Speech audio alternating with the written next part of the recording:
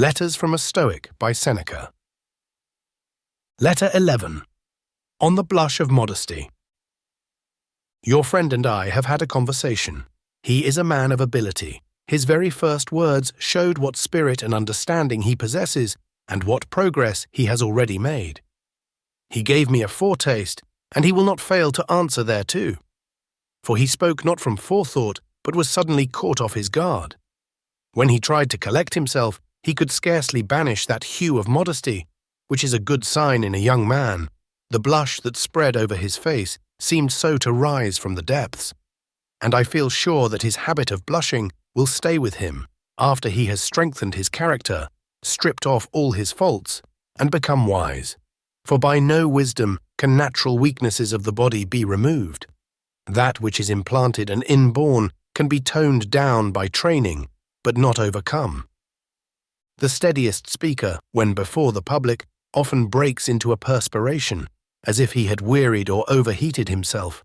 Some tremble in the knees when they rise to speak. I know of some whose teeth chatter, whose tongues falter, whose lips quiver. Training and experience can never shake off this habit. Nature exerts her own power, and through such a weakness makes her presence known even to the strongest. I know that the blush, too, is a habit of this sort, spreading suddenly over the faces of the most dignified men. It is, indeed, more prevalent in youth because of the warmer blood and the sensitive countenance. Nevertheless, both seasoned men and aged men are affected by it. Some are most dangerous when they redden, as if they were letting all their sense of shame escape. Sulla, when the blood mantled his cheeks, was in his fiercest mood. Pompey had the most sensitive cast of countenance. He always blushed in the presence of a gathering, and especially at a public assembly. Fabianus also, I remember, reddened when he appeared as a witness before the Senate, and his embarrassment became him to a remarkable degree. Such a habit is not due to mental weakness, but to the novelty of a situation. An inexperienced person is not necessarily confused, but is usually affected because he slips into this habit by natural tendency of the body. Just as certain men are full-blooded, so others are of a quick and mobile blood that rushes to the face at once. As I remarked, wisdom can never remove this habit, for if she could rub out all our faults, she would be mistress of the universe. Whatever is assigned to us by the terms of our birth and the blend in our constitutions will stick with us, no matter how hard or how long the soul may have tried to master itself. And we cannot forbid these feelings any more than we can summon them.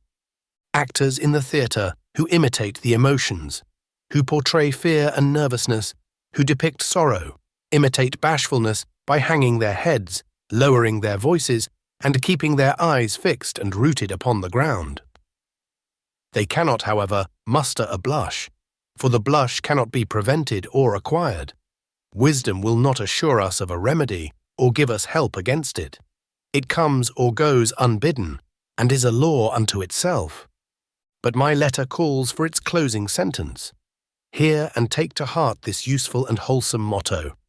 Cherish some man of high character, and keep him ever before your eyes, living as if he were watching you, and ordering all your actions as if he beheld them.